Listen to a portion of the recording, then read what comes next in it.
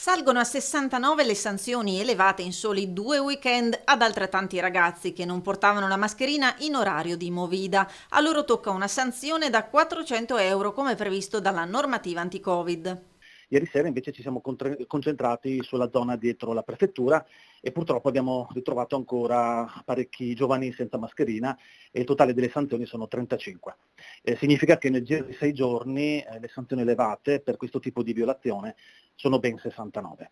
I controlli della polizia locale sono stati estesi a diverse zone del centro. Dopo le segnalazioni arrivate al comando sul mancato rispetto del distanziamento sociale, gli agenti si sono concentrati su Piazzetta Monte di Pietà, dove ieri sera una ventina di giovani sotto i 30 anni sono stati identificati e sanzionati.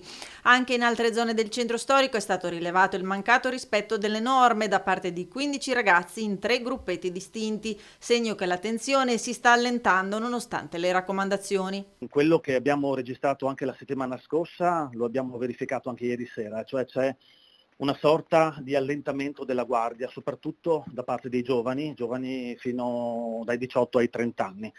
Quindi l'invito che noi facciamo come forza di polizia è di mantenere alta la guardia, perché elevare 69 sanzioni da 400 euro ciascuno nel giro di 6 giorni credo che sia un dato preoccupante. L'attività serale e notturna della polizia locale è proseguita fuori mura e nei quartieri. 4 cittadini di origine marocchina sono stati fermati e sanzionati perché ubriachi, una anche nei confronti di una ragazza italiana di 23 anni, trovata in Piazza dei Signori in evidente stato di ebbrezza. Infine i controlli con il telelaser in tangenziale. 2 conducenti sono stati fermati e sanzionati, viaggiavano a 120 km/h e una delle persone fermate era una neopatentata di 20 anni, trovata anche in stato di ebbrezza, per la quale è scattato immediatamente il ritiro della patente.